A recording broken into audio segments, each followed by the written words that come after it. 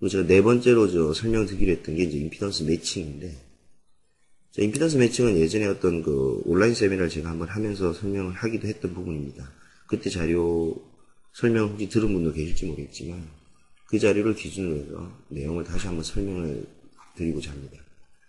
일단 임피던스 매칭은 고속 신호의 PCB의 경우에 이제 임피던스 매칭을 합니다.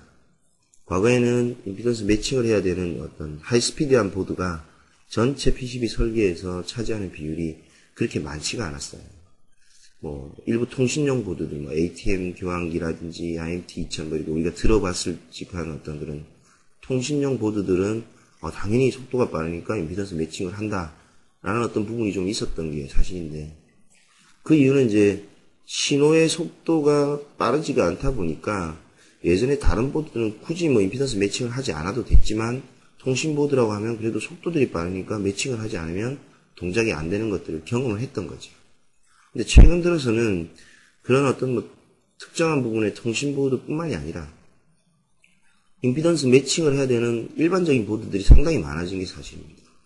그 이유는 신호의 속도가 아마 높아졌으니까 임피던스 매칭을 해야 된다라고 하겠지만, 좀 더 다른 이유를 찾아보면 신호의 속도가 왜 높아졌냐? 그만큼 IC들이 훨씬 속도가 높은 동작 특성을 가지는 그런 IC들이 자꾸만 만들어지기 때문에, 저희들이 예를 들어서 개발자가 나는 임피던스 보드 안 만들어도 된다. 근데 지금 추세는 자신이 만들고 싶지 않아도 임피던스 보드를 만들어서 해야 되는 상황이 된다. 뭐냐? 자, 예를 들어서 예전에 74 게이트 IC를 하나를 본다고 하면 7400 경우에 74F00의 속도보다 74HC00 속도가 훨씬 빠른데, 예를 들어서 가정에서 74F00을 써도 나는 동작하는데 이상이 없는 보드다. 근데 74F00이 단종이 됐어요. 근데 이제는 만들지는 않습니다. 그 만드는 회사 자체가 속도가 느려서 사람들이 잘 안 찾으니까 그 부품을 없애버리겠다. 근데 속도 빠른 74HC00은 있으니까 그거 갖다 써라. 74HC00을 썼어요. 예전에는 문제가 없던 동작 특성이 문제가 생기기 시작하는 겁니다. 이건 예를 이야기 드린 겁니다. 실제로 제가 경험했던 바기도 한데, 하물며 7400 그런 게이트 IC의 변화에도 동작이 되고 안 되고 하는 정도인데, 똑같은 어떤 CPU 칩셋이라도 여러분 잘 알죠? 펜티엄 1이 펜티엄 PC라고 했던 게 엊그제 같은데, 지금은 펜티엄 4뿐만 아니라 내부에 코어가 몇 개가 들어가는 이런 식의 CPU 속도가 아주 높아가고 있습니다. PCB 컴퓨터 같은 경우에 이런 보드를 보면. 그러니까 그런 어떤 거를 예를 들어서 그 속도가 올라가는 걸 우리가 경험할 수 있듯이, 우리가 잘 접하지 않는 많은 CPU 칩셋들, 또는 지금 우리가 접하고 있는 CPU 칩셋들의 속도들이 점점점 올라가고 있고, 나는 원하지 않지만 하이스피드 보드를 설계할 수밖에 없는 상황이 벌써 도래했다고 보고 있고요. 앞으로는 더 심해질 거라고 보고 있습니다. 또 다른 일례를 들면, 예전에는 과거 CPU 메모리, 메인 IC를 동작시키기 위해서는 메모리들을 사용을 하는데, 예전에 SDRAM 메모리를 많이 썼습니다. 아마 지금도 SDRAM을 쓰고 계신 분이 있을 거라고 보고, 그리고 SDRAM 메모리를 사용해서 동작 잘 시키고 있는 보드들도 현재 시중에 많이 나와 있습니다. SDRAM의 버스 속도라고 하면은, SDRAM 메모리를 사용해서 사용되고 있는 버스의 속도를 보면, 딱 정해진 건 아니지만, 보통 33메가, 66메가, 83메가, 100메가 정도 되면 아주 빠르게 돌린다라고 했던 게 예전 방식이면, 최근에 물론 이건 최근이라고 하기는 몇 년이 됐지만, 메모리 제조사들이 아까 앞서 말씀 7400하고 똑같은 케이스입니다. SDRAM은 속도 측면이나 여러 가지 측면에서 공급을 제조를 제일 많이 하지 않다 보니까 공급이 부족해지고, 도리어 최근에 많이 쓰고 있는 DDR2 같은 경우 예를 들면, DDR2는 SDRAM에 비해서 신제품이고, 가격이 더 비쌌습니다, 초기에는. 근데 SDRAM은 양산을 자꾸 안 하고, DDR2는 자꾸 양산 캐파를 늘리다 보니까, SDRAM보다 DDR2가 가격이 더 싸지는 역전현상이 발생했었어요, 몇 년 전에. 그러면서 개발자들이 DDR2를 쓰면 처리 속도도 높여지니까 우리 보드가 속도가 높아지면 동작을 더 잘하겠구나. 근데 가격까지 싸다. 그러면 일석이조라는 생각을 한 겁니다. SDRAM으로도 동작이 잘 되던 기존 보드를 뭐 수정을 하거나 또는 업그레이드를 할 때 DDR2 메모리를 도입하면 가격도 싸고 속도도 높아지고 회로에 대한 변화는 뭐 그렇게 메모리 쪽만 바꾸면 되니까 크지 않고 그러면 보드가 성능이 더 좋아지겠구나. 근데 전송 속도가 올라가면서 이게 SDRAM이 뭐 100메가 정도면 SDRAM으로 돌릴 때 높은 거다라고 했는데 이 DDR2를 돌리니까 200메가, 333메가, 533메가, 뭐 667, 800메가 이런 식으로 내가 생각지도 못한 속도가 너무 빨리 올라가면서 이 정도 속도에서는 상호 동작 신호의 스큐 문제가 대두가 될 수가 있고 또 고속 신호에 대한 임피던스 매칭에 대한 적용을 하지 않으면 신호의 왜곡을 일으킬 수 있는 그런 경험들을 이제 하게 됩니다. 그래서 개발자들이 나는 메모리 하나 바꿨을 뿐인데 보드가 동작을 하지 않는다. 이유를 모르겠다. 내지는 어떻게 수정을 해줘야 되느냐라고 찾아오는 분들이 많이 있었습니다. 지금도 그런 분들이 있고요. 그래서 SDRAM 이제 메모리를 사용할 때 동작이 전혀 없었던 보드라고 가정을 할 때, 물론 모두가 다 문제가 된다라고 말씀드리는 건 아니지만 꽤 많은 부분이 DDR 메모리로 변경을 했을 때 동작에 문제가 생기기 시작했고요. 그 원인은 뭐 크게 보면 고속 신호에 대한 임피던스 매칭을 하지 않았다. 그리고 각각의 신호들 라인 간의 스큐, 그러니까 스큐라고 하면 이제 잘 아시겠지만 똑같은 동기로 동작을 해야 되느냐 아니면 A라는 게 먼저 가고 B라는 게 나중에 가야 되느냐 하는 어떤 그런 스큐에 대한 부분을 설정을 해서 맞춰주지 않았기 때문에 동작을 제대로 못하는 경우가 이제 발생을 하는 겁니다. 그래서 우리가 이제 임피던스 매칭을 맞춰야 된다는 걸 이제 인지를 하기 시작했는데요. 임피던스 매칭은 왜 해야 되는지에 대해서 간단하게 설명을 드리면 아시는 분은 아시고 또 처음 접하신 분도 있을 수 있겠습니다. 그래서 일단 간단하게 설명을 제가 한번 드리겠습니다. 첫 번째 그림과 같이 U1에서 U4까지 가는 구간을 볼 때 우리가 설계하는 설계자가 배선폭을 동일하게 해서 설계를 했다고 가정을 하더라도 실제로 이제 속도가 빠르다 보면 각 IC에 흘러가는 구간별로 배선폭이 다른 것과 같이 그런 효과가 나는 게 이제 문제가 됩니다. 다시 말하면 주파수가 낮을 때는 배선폭만 동일하게 배선을 저희가 해주면 신호도 동일하게 인지를 합니다. 근데 신호가 아주 빨라지면 IC와 IC 구간이 예를 들어서 좀 A 구간, B 구간, C 구간이 있는데 A 구간과 B 구간, C 구간이 예를 들어서 층이 다른 부분이다. U1에서 U2로 갈 때는 컴포넌트로 가고 U2에서 U3로 갈 때는 이너층으로 가고 U3하고 U4는 또 다른 이너층으로 간다고 했을 때는 배선폭을 우리가 동일하게 설계를 했어도 신호가 빠르다 보면 배선폭의 굵기가 다른 걸로 인식을 한다라고 보시면 됩니다. 예를 들어 설명을 드리는 거지만 굵은 선으로 갔다가 갑자기 가늘어지면 병목 현상이 생기고 신호 통로의 흐름의 변화 때문에 주파수가 고속으로 가던 게 반사돼서 돌아오는 반사파가 생길 수 있습니다. 아무리 잘 맞추더라도 물론 반사파는 생기지만요. 특히 더 많이 생기겠죠.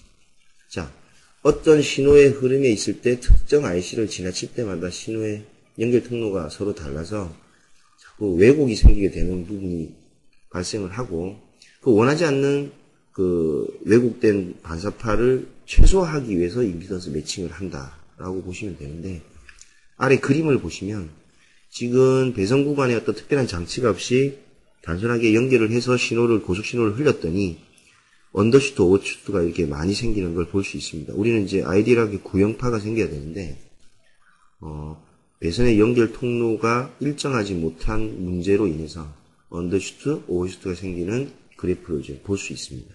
자, 그러면 어떻게 해야 되느냐? 임피던스는 이제 보통 50옴 매칭을 한다라는 소리를 많이 들어보셨을 텐데 50옴 매칭, 100옴 매칭이 있습니다. 물론 이거 이제 상징적인 이야기고요.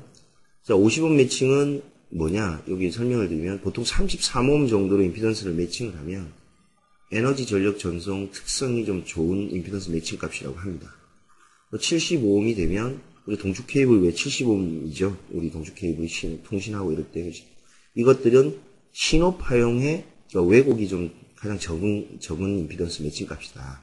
근데 두 가지를 좀 다 이쪽도 좀 좋은 것 같고 저쪽도 좀 좋은 것 같으니까 양쪽을 양쪽의 어떤 장점을 취할 수 있는 거 그게 없을까? 그리고 PCB를 제조하고 부품을 만드는 거에 있어서 어떤 임피던스 매칭 값에 최적화시키는 게 좋을까, 뭐 어떤 누군가가 추천했다기보다는 쭉 발전해 오면서 35, 3옴, 75옴의 중간 정도 되는 55옴이 그 보편 타당한 임피던스 매칭 값으로 정해졌습니다. 그래서 간혹 보면 어떤 분이 꼭 50옴으로 매칭을 해야 됩니까? 물어보는데 정해진 건 없습니다. 하나, PCB를 제조하는 제조사도 그렇고, 부품을 만드는 부품사도 그렇고, 부품을 만들면 주변에 회로를 구성을 하기도 하겠죠.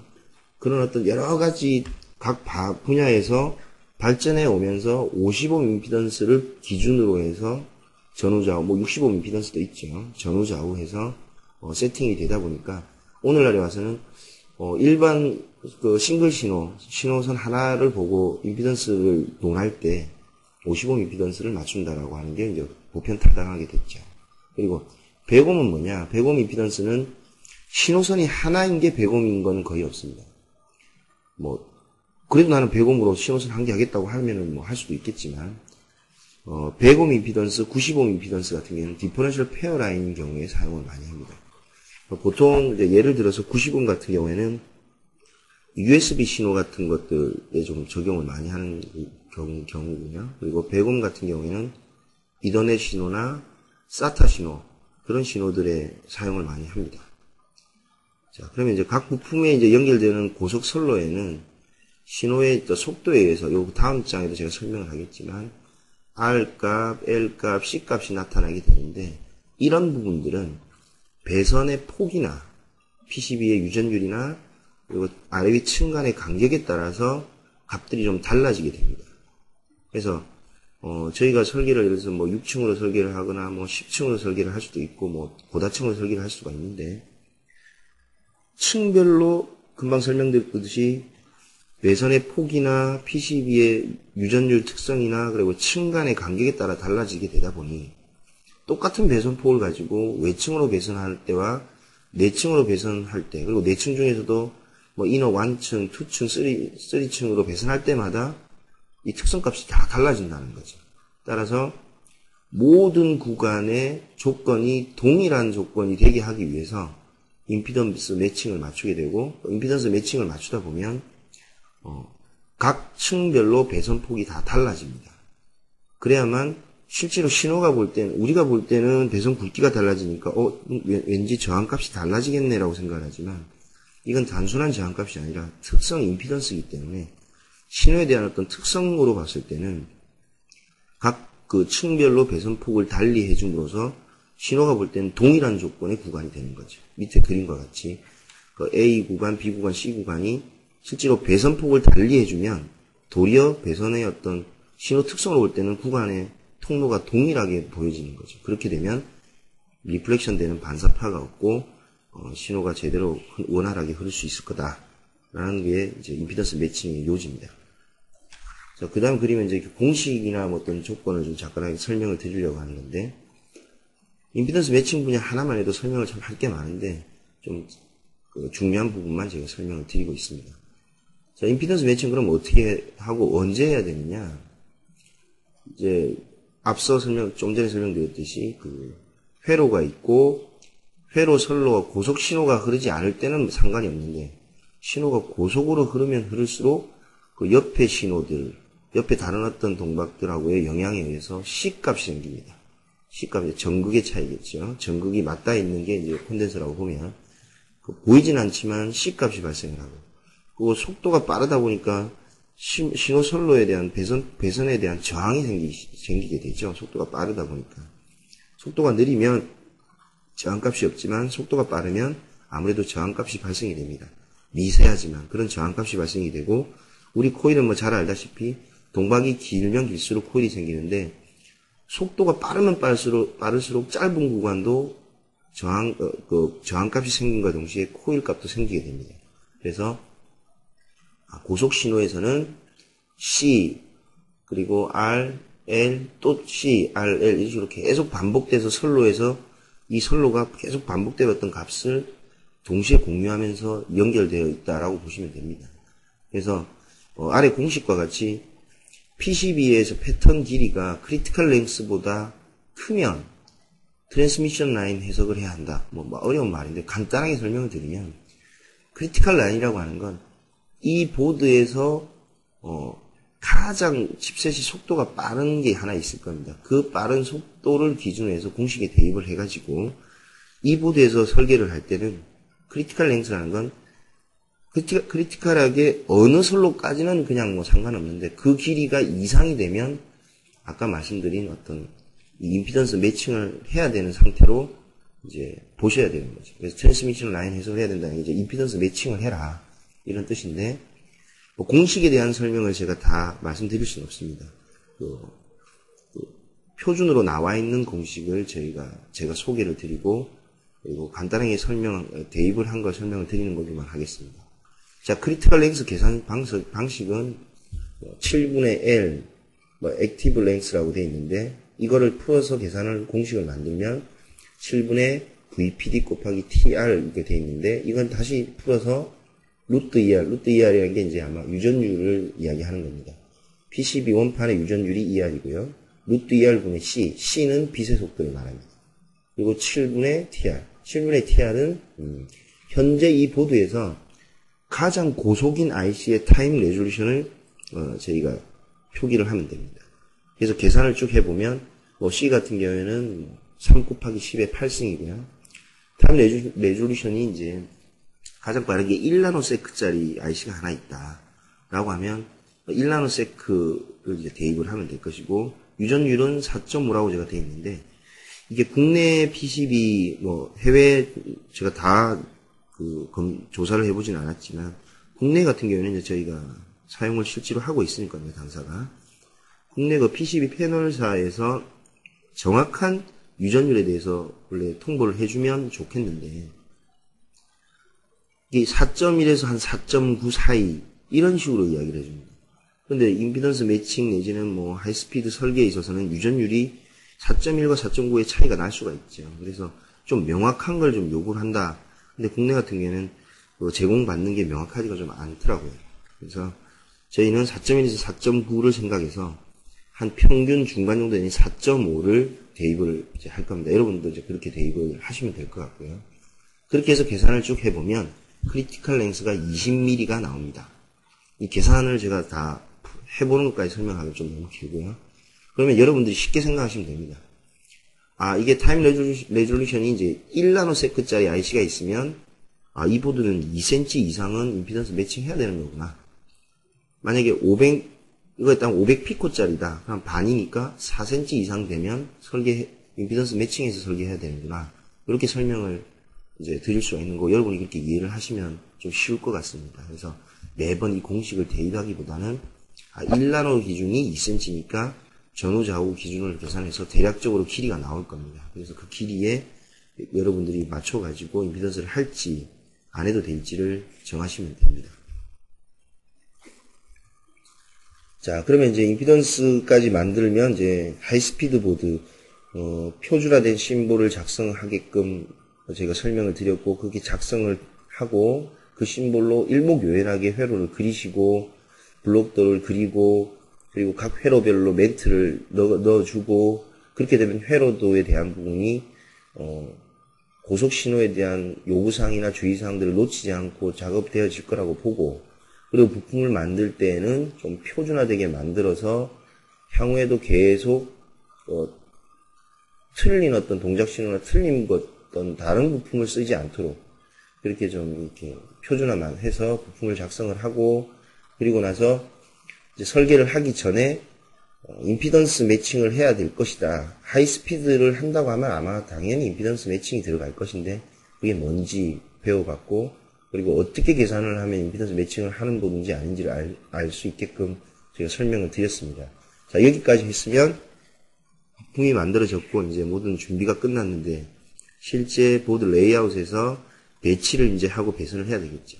그러니까 배치에 대한 거는 배치 부분만 설명하기에도 많은 예제가 있고 설명해야 될 부분이 있겠지만 오늘은 그 배치 순서에 대한 부분을 저희가 좀 설명을 하겠습니다.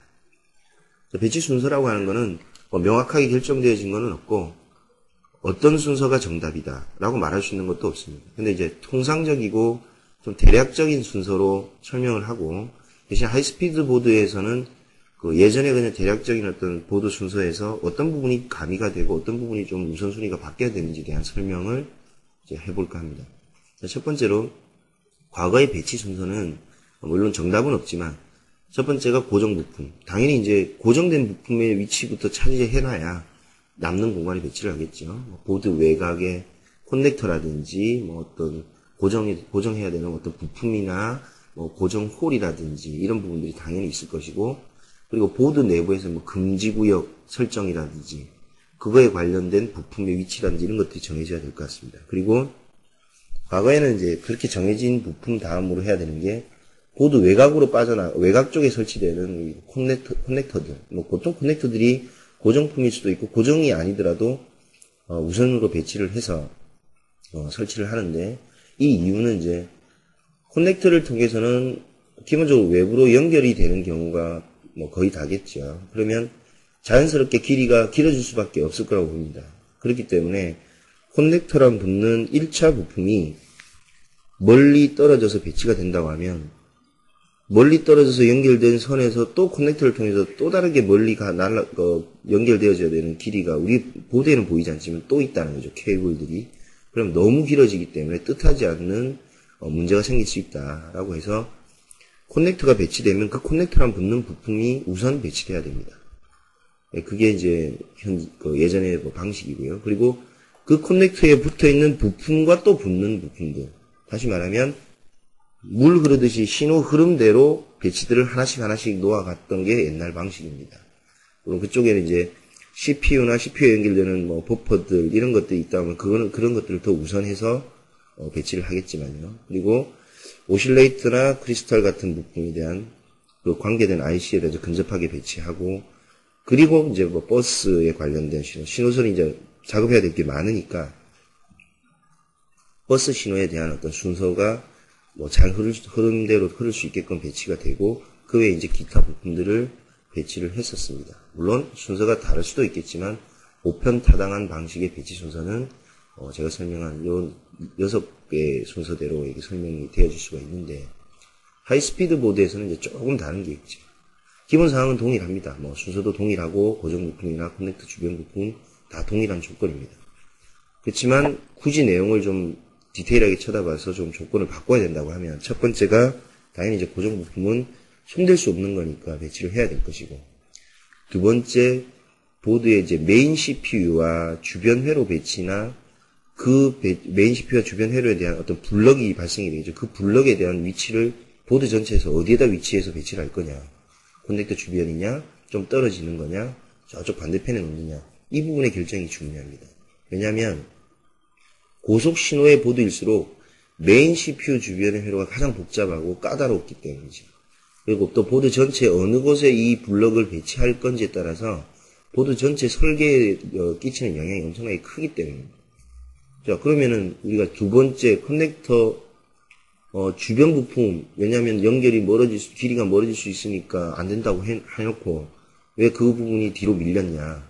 물론 이제 그것도 여기 안에 커넥터 주변 부품도 제가 포함을 한다고 이렇게 써놨지만, 고속 신호로 갈수록 커넥터 외부로 흐르는 게 정말 짧아야 된다고 하는 유의사항이 있는 부품이 있는가 하면, 점점 신호들이 빨라지다 보니까 뭐 디퍼런셜 페어를 이용해서 아니면 통신 어떤 포트들, 뭐 USB 포트, SATA 포트 이런 식으로 여러 가지들이 있는데, 주로 이제 버스들이 많이 나가게 되면, 예전에는 신호선 하나하나로 버스로 아니면 어떤 컨트롤 신호들이 이렇게 해서 외부로 나갔다고 하면, 최근에는 그런 식으로 해서는 속도도 느리고 길이가 길어지니까 문제가 자꾸 되기 때문에 디퍼런셜 페어를 이용해서 커넥터로 외부 신호를 내보낸 경우가 많아졌어요.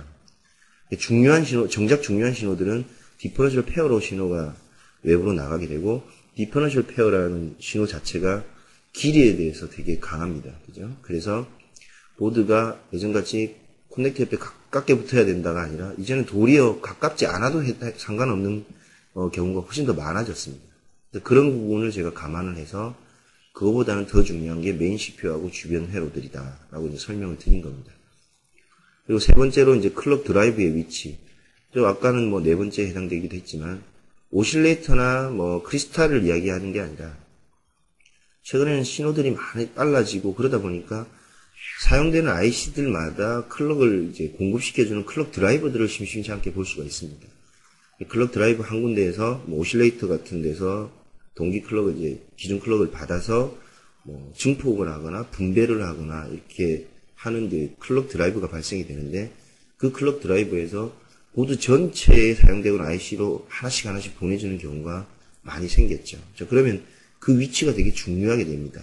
스큐 문제 때문에 동기를 똑같이 해야 되는 경우가 있다. 근데 보드 전체 보드 흐름에서 IC들이 배치가 되어 있을 텐데 그 공급되고자 하는 IC들의 한 중간 정도의 위치가 놓여지면 문제가 없는데 만약에 어디 한쪽을 치우치게 되면 길이를 동일하게 맞춰야 되는 문제 때문에 스큐 문제 때문에 멀리 있는 경우는 최단 거리를 배선하겠지만 가까이 있는 경우는 너무 가까워서 길이를 계속 꼬은다고 그러죠. 배선을 꼬아서 길이를 많이 늘려줘야 되는 문제가 생긴다. 그 길이를 많이 늘려주면 그 주변에 어떤 영향을 받을 수도 있고 줄 수도 있기 때문에 그래서 가급적이면 클럭 드라이브의 위치는 공급되고 있는 IC들의 전체 기준에서 한 중간 정도의 위치가 될 수 있도록 그렇게 위치를 좀 잡아주는 게 중요하고요. 그리고 이제 버스 신호를 하는데 이거는 이제 예전에는 이제 단순하게 신호의 흐름대로 연결만 되면 되고 최단 거리로만 공급되면 되는 건데 최근에는 이제 하이스피드 쪽으로 가면서는 순차적인 과거의 배선 연결에서 벗어나서 순차적인 대시체인의 방식도 있을 수 있고 거꾸로 이제 그런 거 말고 또 이제 배선의 분기 문제로 해서 어떤 소스가 있으면 소스에서 첫 번째, 두 번째 순차적으로 대시체인으로 연결하는 신호 그 신호에 맞는 배치가 필요할 수도 있겠지만 경우에 따라서는 소스에서 A와 B를 동일한 길이로 배선해줘야 되는 뭐 T 분기나 스타 분기에 대한 어떤 부분을 염두에 두고 배치를 해야 될 경우가 있습니다. 그래서 클럭 드라이브를 위치를 놓고 버스에 관련된 신호들을 감안해서 배치를 하는데 말씀드렸던 대로 단순한 순차적인 흐름의 대시체인 배치가 아니라 스타 분기냐 T 분기냐에 대한 거 그리고 어떤 게 우선돼야 되느냐 이 버스 A라는 버스는 어떤 IC들이 먼저 붙어야 되고 어떤 IC가 뒤에 붙어야 되느냐에 대한 순서에 의해서 배치가 되어져야 되는 게 과거와 좀 다른 부분입니다. 그리고 그 외에 또 세세하게 하면 너무나 많은 것들이 있겠지만 그렇게 크게 네 가지를 염두에 두고 배치를 하고 나서 그리고 나머지 기타 부품들을 배치를 한다면 과거 배치랑 다르다면 많이 다르고 비슷하다고 하면 비슷할 수 있겠지만 하이스피드 보드에 따른 배치는 좀 이런 것들을 감안해서 했을 때 큰 무리 없이 작업할 수 있지 않나 판단이 됩니다. 자, 여기까지 배치까지 이제 그렇게 해서 마무리를 지으면 그 다음에 이제 배선을 하게 되는데요. 보통 과거에는 부품이나 배치나 배선이나 회로 작성이나 이런 세미나를 하는 시간이 할애하는 시간이 비슷하다고 생각이 듭니다. 근데 이제 제가 사실은 배치까지 정신없이 이렇게 좀 짧게 특별한 부분만 설명을 드린 거는 아무래도 하이스피드 과거 보드 설계에서 지금 설계의 어떤 차이점을 많이 설명을 드리려고 하다 보니까 가장 궁금해하는 게 배선에 관련된 부분일 수 있겠다는 생각이 듭니다. 그래서 배선에 대한 세미나를 다음 시간에 할 때는 좀 많은 시간을 할애하기 위해서 배치까지 좀 설명을 좀 부분적으로 해왔습니다. 어떤 특정된 부분의 설명이 좀 많긴 했지만 중요한 거는 여러분들이 보편타당하게 잘 안 지켜지는 부분이나 예전에는 잘 안 지켜도 됐던 부분들에 대한 부분을 특별하게 설명을 좀 더 했습니다. 그래서 배치까지 설명을 좀 완료시켰고요. 이상으로 부품 작성과 마지막에 배치까지 세미나를 끝냈습니다. 그리고 다음 시간에는 말씀드린 대로 배선 쪽에 좀 많은 시간을 할애해서 하이스피드 설계에 있어서의 좀 최근 트렌드대로 좀 이슈들이 어떤 것들이 있는지에 대한 사례를 좀 보여드리고 그리고 거버 데이터를 작성을 하고 그리고 제조를 의뢰를 할 때 우리가 유의해야 될 부분들 고생해서 다 만드는 거 실수하거나 잘못된 커뮤니케이션으로 문제가 일으켜지지 않도록 유의해야 될 상황을 대해 설명을 드리고 그리고 이제 마무리를 지을 수 있도록 하겠습니다. 오늘까지는 배치까지 설명을 드렸는데요. 부분적이긴 하지만 꼭 필요한 부분들에 대한 설명이라고 생각이 듭니다.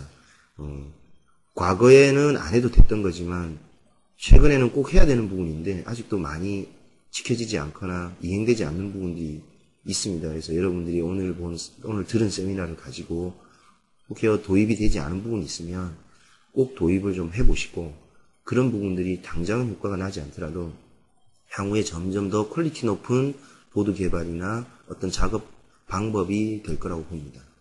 여기까지 들어주셔서 너무 감사합니다. 수고하셨습니다.